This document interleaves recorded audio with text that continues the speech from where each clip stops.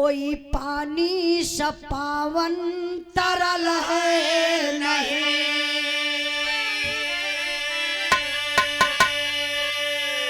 पानी जीवन है पानी में ढल जाएगा।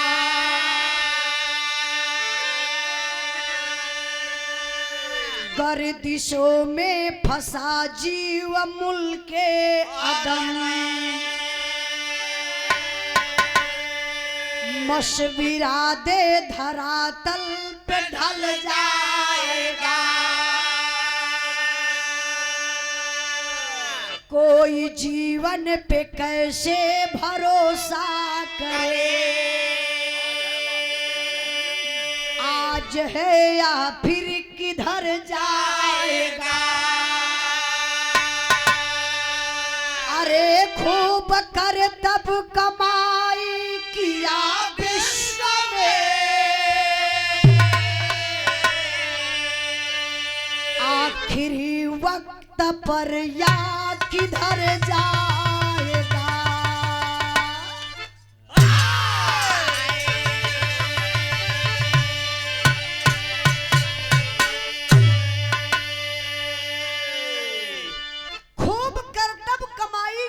विश्व में आखिरी वक्त पर या किधर जाएगा। इंसान का जिंदगी जाना था काबा, समझे भैया। इंसान का जिंदगी पानी का बुल्ला बा, जैसे बारिश होला बड़ा बड़ा बुल्ला पड़ला तुरंत खत्म हो जाला, वही तरीके से इंसान का जिंदगी चलत बा। कब कहाँ खत्म हो जाई आप लोगों के खुदे न पता। और हम गावत हिला गौता कहीं मर जाई। एक आध दिन देखे के भी लला डांस करत इंसान मर गल बा। वो बात सही बा, लेकिन इंसान का जिंदगी पानी का बुल्ला बन गले बाबू। पांचों पांडव चलने पर्वत पर गले बदे, जब गले बदे चलल हुआ मास्टर साहब ते एक लाइन तर्ज लगल बा।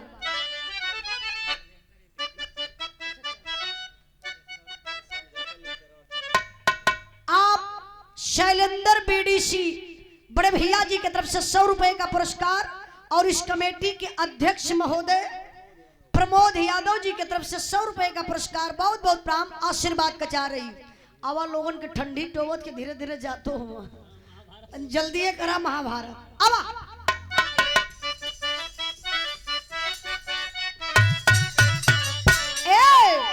गज भर के गुजारिया गजब कर हो,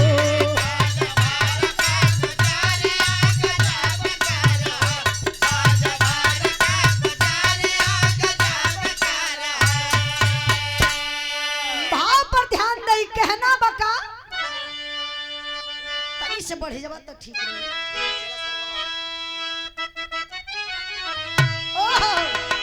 चला स्वर्गवा में तो क्या बोलवल देवता,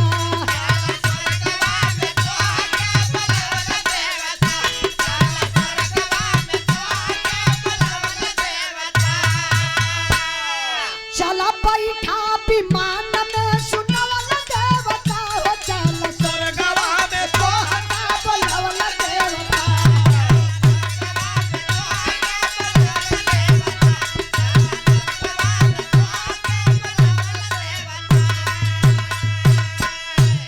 अरे कबहू न झूठ बोलल रहला सत्यवादी, चला स्वर्ग लोक खूब कारी है आजादी।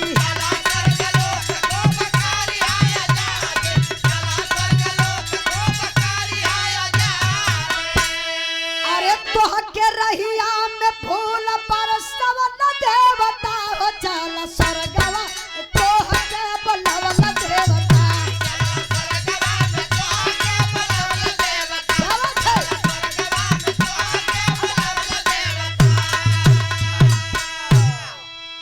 ध्यान नहीं बाबू, अब रानी द्रौपदी पांचों पांडव पर्वत पे जात हम गले बदे।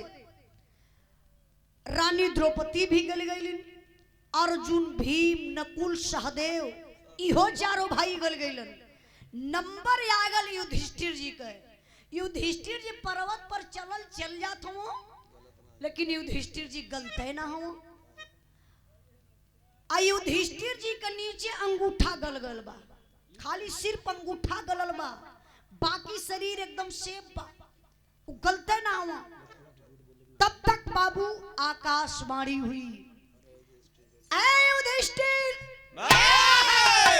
आपको इस पर्वत पर गलना नहीं है। युधिष्ठिर जी कहला आखिर काहे बदे हमके ना गले के बाद पूरा परिवार गल गल। कहाँ आप बहुत नेक इंसान हैं, नेक काम किए हैं, उपकार किए हैं, लेकिन एक बार जिंदगी में आप झूठ बोले हैं। आप लोग भी ध्यान दीजिएगा, आप लोग भी हजारों झूठ बोले होगा। एक बार आप जिंदगी में झूठ बोले हैं, मरो नरो कुंजरो कि अश्वत्थामा मारा गया। आप झूठ बोले हैं, उसी के चलते आपका नीचे अंगूठा गला हुआ है। बाकी आप स्वच्छ इंसान है, आपको सीधे सीधे स्वर्गलोक चलना है। इतने में बाबू एक विमान आयल, जब विमान आयल मास्टर साहब तो भयल का तर्ज बदल गई।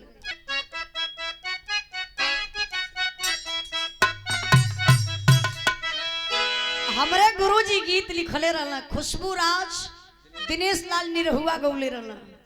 वो समय बुढ़वा लोग खूब सौखल रहना न हो। दादो बैठल हुआ, दादा नाराज मत हुई है। वैसे काहे के नाराज हुई है, दादो लोगन का जमाना रहा तब का, इहो लोग अपने जमाना में ना प्यार करत रहना। दादा लोग भी प्यार करें तब का, अक्को ऊखा अरहर नहीं है छोड़ ले, उखिया रहरिया का करता ना तोरत आना जाए के नहीं। दादा लोगन का भी जवानी दादा नाराज ना होबा ना ना, बचपना याद धरावा तू। दादो लोग अच्छा यो लोग डरवार उड़वार कुदले हुई है ना। तब का पहले बड़ी रिस्क रहा भैया, पहले प्यार में बहुत रिस्क रहा है। हाँ लोकेशन है ना मिल पावे, काय से मोबाइल का जमाना तो दादा का तो हाँ सही बात है। संजय भैया सुन ला, पहले मोबाइल का जमाना ना रहे, चच्चा लोग दद्दा लोग आजा लोग प्यार जब करत रहना है तो जे पढ़ल लिखल रहा है वो तो लेटर वोटर से काम चलाए ले। अब एक पार्टी पढ़ल बैठे पढ़ल ही ना बात तो दूसरे के इतनी हमारी लेटर आयल है, पढ़ देता, पढ़ दे तू के पढ़ाई। पहले के लोग जो पढ़ल लिखल रहे वो लेटर से काम चलावे, अजी अनपढ़ गंवार रहल वो प्यार कैसे करत रहल जानत हो चच्चा। हाँ खुरपा से निशान मार चल जाए, कहाँ आए वही टंकी के पीछे बैठल रहा। अच्छा मान लो वही निशानवा पे दूसर क्यों चल गल तब तो होई लाता मुक्की शुरू, जे जबर परिते रही। ये चच्चा कर मतलब रिस्क रहा है पहलो, बहुत खतरा रहा। तो एक पहले के अपेक्षा अब प्यार सही हो गल हो। अरे भैया अब तो फिट डायरेक्ट एकदम ये ना हमारो ऑनलाइन हुआ, नीचे फोन लगत हो, 3 ठे 4 ठे सथवा भजा हुए ना जा तोहरो मर्डर जल्दी होई। सही कहा थैला, 1 लाकिट 4-6 लड़किन के दहले बटे वो फंस गई है समय भैया लाकिट प्रतापगढ़ में फंस गई। आई ए गीत लगल बा, ए मास्टर साहब तन झटके में रहे।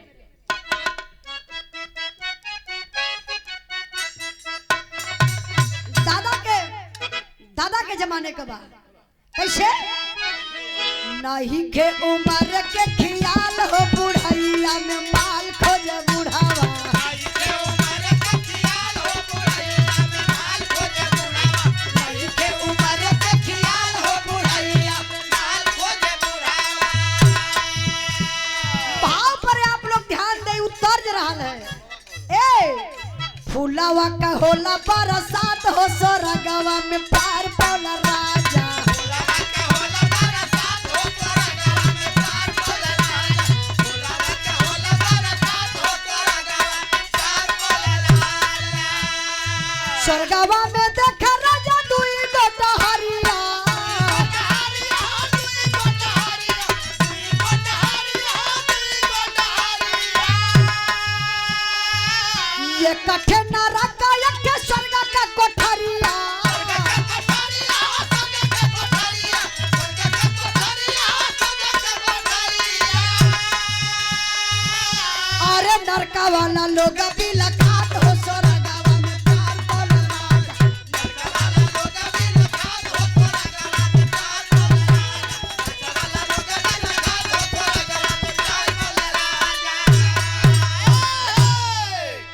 विमान आयल युधिष्ठिर जी विमान में बैठलन सीधे सीधे स्वर्गलोक गइलन स्वर्गलोक में बड़ा प्यार दुलार मिलत बा बड़ा आदर सत्कार होत बा फूल माला से लोग सत्कार करत हुआ एक सिंहासन मिलल युधिष्ठिर जी के बैठे बदे अब युधिष्ठिर जी ऐसे पैर पे पैर चढ़ाई के वही स्वर्गलोक में बैठल हुआ धीरे धीरे कुछ टाइम बीतल युधिष्ठिर जी कहले कि ये तो स्वर्गलोक है बहुत बहुत आनंद है यहाँ। थोड़ा से मैं स्वर्गलोक का नजारा देख लेता हूँ युधिष्ठिर जी कुछ दूरी पर गइलन तो दू ठे रास्ता रहल एक ठे दाहिने तरफ एक ठे बाएं तरफ तो युधिष्ठिर जी दाहिने तरफ चल तो खूब सुंदर कोठरी बा दरवाजा बंद बा हल्का से दरवाजा खोलना तो देखत हवा कि लोग बड़ा खुश बाटे उजाला यादव बिरहा सूरत हुआ बैठ के हाँ ये 3-4 दिन पहले में गल ना स्वर्गे तब का तारे आज भेंट के क्या लाने अब कोठरी का दरवाजा खोलन तो लोग बड़ा खुशहाल खेलत कूदत खात पियत एंजॉय करत हुआ युधिष्ठिर जी कहला वाह वाह स्वर्गलोक वाह कितने लोग मस्ती में जी रहे हैं तब का दारू भी चलत रहा वहाँ ठीक है नहीं कर रहा पैसा यह जगह से लेना हुआ वाह अब कहा कितने अच्छे से लोग हैं स्वर्गलोक में दरवाजा युधिष्ठिर जी बंद कैलन अब ना रह गल बस बाई तरफ चलना एकदम सेम कोठरी एकदम वैसे बा दरवाजा बंद बा हल्का से इसे धक्का मरला दरवाजा खुल गल जब दरवाजा खुलल तो मां से एक आवाज आवत बा बचा लो बचा लो बचा लो बचा लो युधिष्ठिर जी कहले अरे स्वर्गलोक में हंस रहे हैं खेल एक कोठरी में लोग हंस रहे हैं खेल रहे हैं एंजॉय कर रहे हैं और दूसरी कोठरी में इधर वाले में तमाम रोगी हैं ये सारे पीड़ित हैं भैया पीड़ित हो लोग केहू का हाथ कटल केहू का पैर टूटल केहू का सर फूटल केहू तकलीफ में अनेकों प्रकार का तकलीफ में लोग वही नरक में पड़ल हवा युधिष्ठिर जी समझ ना पौलन दुई कोठरी एक में लोग हंसत हवा एक में लोग काहे पीड़ित हवा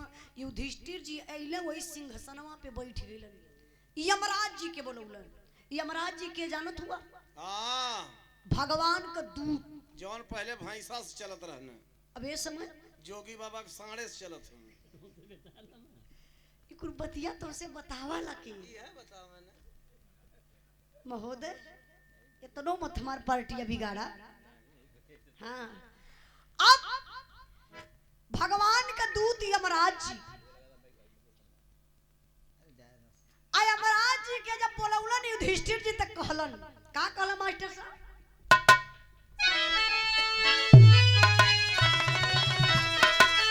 अरे शनुरावा 584 के लिए 100 के छोड़ 5 के ले जाइए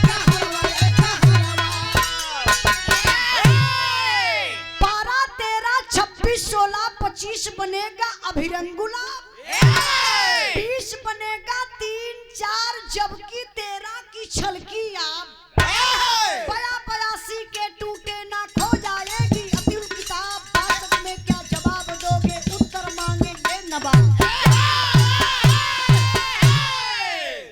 सोचिए युधिष्ठिर जी बोलौले यमराज जी से कला सरकार हम बड़ा कंफ्यूज है इस स्वर्गलोक में यमराज जी कला काहे कंफ्यूज हुआ कला एक कोठरी देखली लोग हंसत खेलत हुआ दूसरे कोठरी में इतना लोग पीड़ित हुआ आखिरकार तो स्वर्गलोक है ना यहाँ 2 तरीके का व्यवहार कैसा समझ में ना आवत बा तो यमराज जी कहले कि 12, 13, 26, 16, 25 बनेगा अभिरंगुला 20 बनेगा 3, 4 जबकि 13 की छलकी आप 82 के टूटे ना खो जाएगी अब्दुल किताब 65 में क्या जवाब दोगे उत्तर मांगेंगे नवाब यमराज जी से कहना युधिष्ठिर जी हे सरकार हम सीधे सीधे तो से पूछत अइला त हम बुझनी बुझावत हुआ हम बुझनी मत बुझावा बस खाली हम बता दई स्वर्गलोक बा त यहाँ 2 कोठरी बा आ दू तरीके का काहे व्यवहार बा। अब यमराज जी के अवय के बा मृत लोक में, ई मृत लोक बा, इनके अवय के बा यहाँ देखा ला केहू के एक्सीडेंट करवा दी है, केहू बैठले मर जाई, केहू सुतले मर जाई, तो लोग कहला ना भगवान को दोषी केहू ना बनावेला, कहले रे भैया सुतले मरी गई। इना कबा के यमराज जी अइला सुतलही में लेके चल गए, लैट्रिन में बैठल वाले वहीं से निकल गल प्राण। कहीं न कहीं यमराज जी आते हैं तो आपको बाबू को आपका कोई बहाना नहीं चलता, लेकर के चले जाते हैं। अब नहीं, अब यहाँ देखल जा यमराज जी के मृत लोक में अवय के बाद युधिष्ठिर जी बात अपन बढ़ौले जात हुआ, कहला सरकार जब ले बतैबा ना तब ले हम तहके जाही न देवे। तब यमराज जी फिर बतावत हुआ युधिष्ठिर जी से कि स्वर्गलोक में कोठरी कैसन रहल।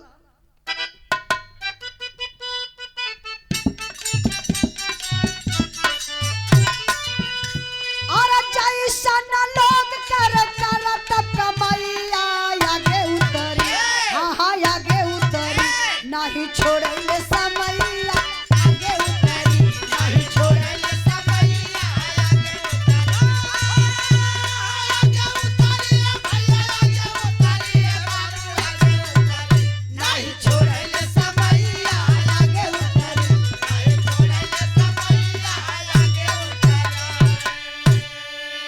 और धर्म जे करेला उह स्वर्गवा में जाला,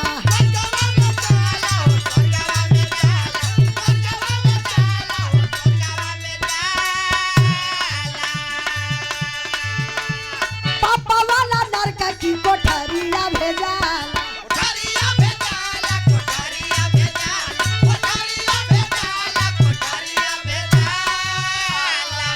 और विधाना से लागी नहीं कौनो उपाया, हाँ हाँ आगे उतरी, नहीं छोड़े समैया आगे उतरी, नहीं छोड़े समैया आगे उतरी, नहीं छोड़े समैया आगे उतरी। यमराज जी कहलन धर्मराज जी से, जैसन करे लोग करतब कमैया आगे उतरी, नहीं छोड़े ले समैया आगे उतरी। कहला ए सरकार आप ना बुझत है, इस स्वर्गलोक बा दू तरीके के व्यवहार ए लिए होत बा, जे नेक काम करेला ओके स्वर्ग प्राप्त हो जाला यहाँ अइले के बाद, जे गलत करेला ओके नरक वाली कोठरी मिल जाले। कहला यमराज की यहाँ ऊपर सीसीटीवी कैमरा लगल बा, बिरहा के सुनने वाले भैया बाबू आप लोग भी गलती करेला, ये बिरहा भले महाभारत का बा लेकिन आप लोग अपने ऊपर लेके सुनी है। कभी कभार आप लोग भी गलत करेला, माई से चोरी करबा, बाप से छुपा लेबा, समाज से छुपा लेबा, लेकिन वो पति परमेश्वर से ना छुपाए पैबा। वहां सीसीटीवी लगल बा, वो कैमरा में कैद होत हुआ। जोली प्रयागराज में नागा लोग ये लोग के का होई, बिरहा पर ध्यान दई बाबू। अब धीरे धीरे समय बीतल, अब तब ले युधिष्ठिर जी का निगहिया ऐसे ऊपर आ चल गई स्वर्गलोक में तराजू। युधिष्ठिर जी बड़ा कंफ्यूज भइला, कहला कि अरे ये तो स्वर्गलोक है, ये स्वर्गलोक में तराजू ये पक्का तौलल जाला। फिर यमराज जी के बोलौला, कहला हे महाराज यहाँ वा, ई स्वर्गलोक बा, यहाँ तराजू कैसन बा? मुर्गा के दुकान रहल भैया वहाँ, ये सार जाके वहाँ काटत रहने। तब यमराज जी कहला, काला ई तराजू ये लिए रखल गइल बा, पाप पुण्य तौलल जाला। अब पाप पुण्य जब तौलल जाई तब तौलाई कैसे मास्टर साहब? एक मिनट,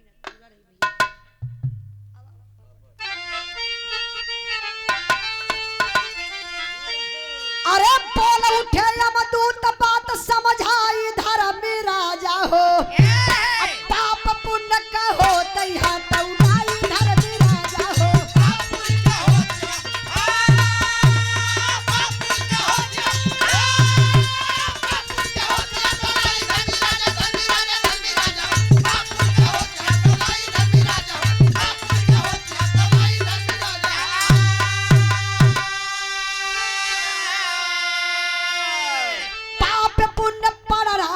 ऊपर होई अगर बराबर हो, उसे निवारण करते हैं यमराज सत्य चराचर हो। अरे काय बतड़ी पोछ पकड़ा इधर विराजा हो, अजय पार हो जाई है स्वर्ग में जाई धर विराजा हो। अब युधिष्ठिर जी का नजर गई लोई ऊपर, देखला तराजू यमराज जी के बुलाए के पूछला कलया सरकार ई कैसन तराजू ऊपर आबा। यमराज जी कहला यही पे पाप पुण्य तौलल जाला, पपवा ज्यादा हो जाई तो नरक वाली कोठरी में रख दिहल जाई, पुण्य ज्यादा हो जाई तो स्वर्ग वाली कोठरी में रखल जाई। तब ले युधिष्ठिर जी फिर सवाल कैला कलया महाराज रुका, पाप पुण्य अगर दोनों बराबर हो जाई तब? हाँ, तब सिक्का उछालल जाए। एक बात बताई, कबो कबो देखा ना तराजू पे एकदम बराबरी का मामला हो जाला तो कुछ उम्मा कहल जाला हर बार कितनी से भैया काटा झुकाए के दाने तो दिक्कत हो जाई, अगले जन्म में के हिसाब दे, ऐसा होला ना कोटेदार जी। हाँ आप तो जानो तो आप तो कटवे चलत हो गया तब का एका यूनिट तो ले तुम लोग मार देना 5 के ले ले कोटदार लो 5 किलो तो क्या संदेशा आला लगा। अरे हम जाना थिला जाना चाहिए ना पागल कहीं का नहीं चचा, आप लोग अन्नदाता हैं, बहुत मेहनत करीला कोटेदार जी। तब का मुंह से लेनी उड़ी कुल जोक देने लोग। अच्छा इनके शर्म ना लगत है, अब कोटेदार लोग बीन के पछोर के तब दी हैं जवन आवत तो सरकार की तरफ से वह देवाई, चाहे जैसन रहना सरकार बिचवा में नमक तैसन मिलत रहला कोमा पत्थर रहला। अब का करो मा कोटेदार का कौन गलती हो, टाटा नमक लिया जब सरकार गलत देत बा तो कोटेदार जवन आवत बा वह बटिया ना बटिया तो फिर इनके जेल हो जाई भाई, मजबूरी बा। अब आई बिरहा पर ध्यान दई, बिरहा पर मास्टर साहब कहला युधिष्ठिर जी कि पाप पे पुण्य दोनों बराबर हो जाई तब का कल जाई। तो यमराज जी कहला यही गैया का पोंछ पकड़ाई के यही बैतरणी नदी में दौड़ा दिहल जाई, जे पार हो जाई वो स्वर्ग में चल जाई, अजय वही नदिये में रह जाई फिर ओके नरक प्राप्त हो जाई। वाह, अगर गैया डूब के मर गेल सब तब तो भैया हमें ना तनी जानकारी हो। हाँ अब तू अपन समझ लिया, बिरहा पर ध्यान दई बाबू। अब युधिष्ठिर जी का दिमाग जो है ना घबराए लगल, कहले पाप पुण्य, अच्छा इंसान धरती पे रहेला हजारों पाप करी लाखों पाप करी पापे का रोटी खाई, लेकिन अगर ओके पापी कह देबा तो माने के तैयार ना हुई। तो युधिष्ठिर जी ऐसा हाथ जोड़ल यमराज के सामने, कहला महाराज हमके ई बता दिहल जाए कि धरती पे के कैसन कौन ऐसन कर्म करेला, कौन ऐसन गलती करेला जो ऊपर अइले के बाद ऐसन दंड भोग मिलेला। तब कुछ 60 बात बाबू यमराज जी बतावत हो युधिष्ठिर जी से, तनी से आप लोग भी विचार कर जाई कैसे।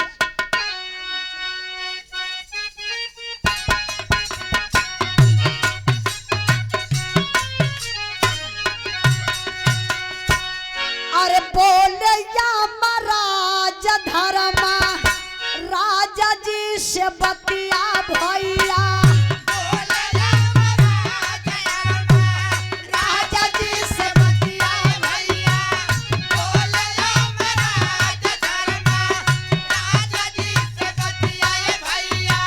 सत्य बोल बतिया मन श्रीमान,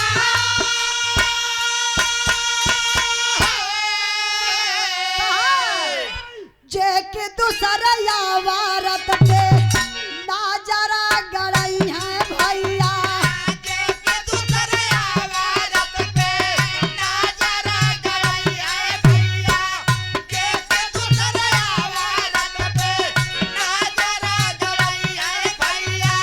बिचवा बदनिया से दिहल जाई है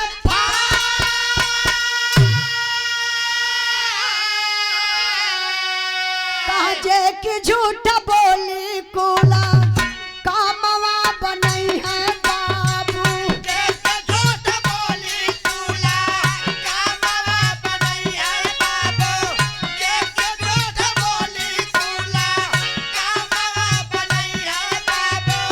काट जाई मुहावा से जिभिया हो निशान।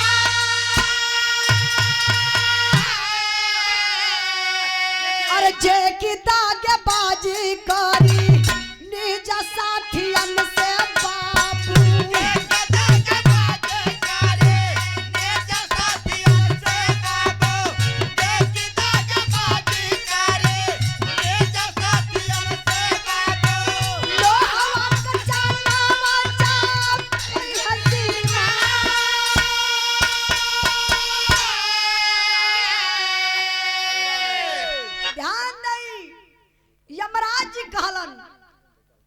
जे की दूसरे औरत पे नजर गड़ई है।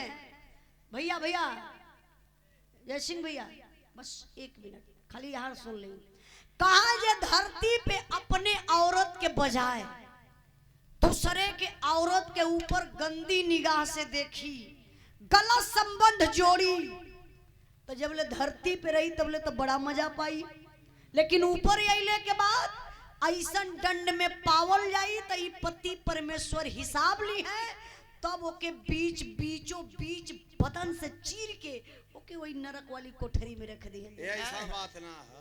कहे कहे कहे ऐसा बात ना भाई। हाँ एक नेता ना देखलू। कौन नेता? मनोहर लाल धाकड़ रोडवा हिला डाले। हाँ धाकड़ कांड आप लोग जानत हो कि ना? सबसे सब ही जानत है। एमपी के धाकड़ रहला, मनोहर लाल धाकड़ ऊंट लेके साथे चलत रहला। अरे धन्य प्रभु जाए दा कुल बात छोड़ा। वह कैमरवा ना लगल हल्का रोडवा पे। देखी कहा जे झूठ बोल के सब काम बनाई, ओकर जुबान काट लिहल जाई, नरक वाली कोठरी में रख दिहल जाई। जे दोस्त के साथे दगेबाजी करी, धोखेबाजी करी, ओके लोहे का चना दिहल जाई चबाए बदे। काहे तने ना जे सुरा सुंदरी के चक्कर में जाई के कोठा पर जाई, ओके खड़े खड़े आग में झुलसा दिहल जाई और ले जाए के नरक वाली कोठरी में रख दिहल जाई। अरे बाप रे बप्पा, जब इतनी बात युधिष्ठिर जी सुनलन तब उनकर कलेजा हिलने लगल, याद करे लगल। और सच्चाई भी बा, अगर गलत आदमी के गलत कह देबा तो मानी ना, चोर के चोर कह दा तो कबो जिंदगी में ना मानी कि हम चोर बनी।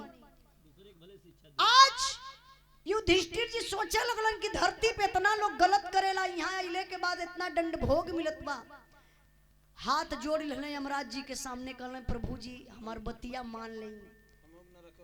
कहले कि जितना नरकवासी हुआ सबके ले चल के स्वर्ग वाली कोठरी में कर देंगे। तो यमराज जी सोचे लगले कि अगर मैं ऐसा काम कर देता हूँ कि नरकवासियों को स्वर्ग में रख देता हूँ तो धरती पे और अत्याचार होके लगी, जो कुछ सच्चाई बचल हो वो % खत्म हो जाएगी। कहले ऐसा नहीं हो सकता है।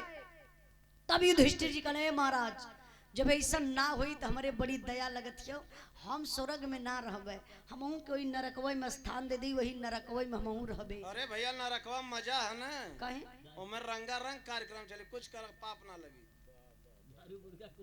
चच्चा कोटदार चच्चा गरीब मर जाई है ना, तो ना जय सिंह भैया इनके नरकवे में जगह मिली ना इनके स्वर्गवे में जगह मिली।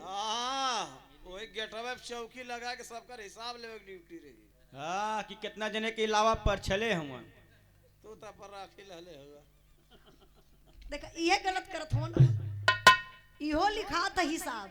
अब ध्यान दे बाबू, तो जब इतनी बात युधिष्ठिर जी कहले कि सरकार हमहू के नरक वाली कोठरी में छोड़ दी, हम नरकवे में रहबे, तब यमराज जी के अंदर से कलेजा कांपे लगल। कहले कि अगर मैं नेक इंसान को नरक में रख देता हूँ तो पूरा धरती आसमान हिल जाई। तो देखी बाबू युधिष्ठिर जी का बात मान के यमराज जी करत का हुआ।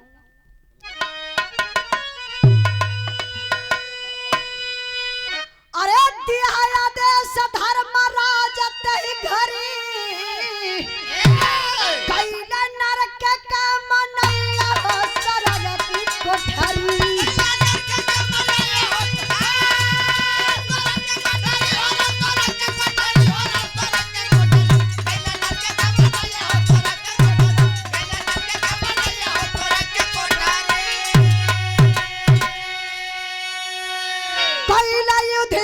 जाके स्वर्ग में भलाई, भक्ति वाला जोगवा के प्रेम में मिलाई। भक्ति वाला जोगवा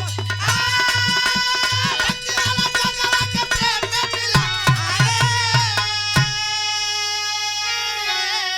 अरे करनी जैसन करबा वैसन आगे उतरी, कैला नरक का मनैया हो स्वर्ग की कोठरी।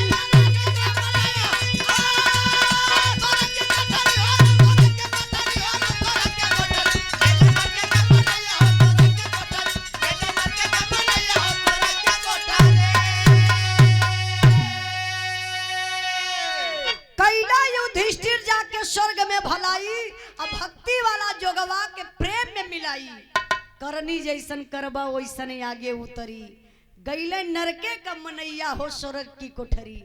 जितना लोग नरक में रहले युधिष्ठिर जी के कहला पर यमराज जी लियाई के स्वर्ग में कैलन।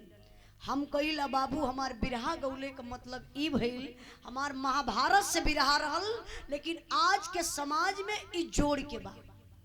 आज इंसान गलती पर गलती करत बा, हमार बिरहा दर्शावत बा कि आप लोग गलत मत करिए। हम कहिला MP MLA बनब, नेता बनब, डॉक्टर बनब, इंजीनियर बनब बड़ा आसान काम बा, पढ़ लिख लेबा बन जाइबा, लेकिन एक इंसान बनब बहुत कठिन बात बा।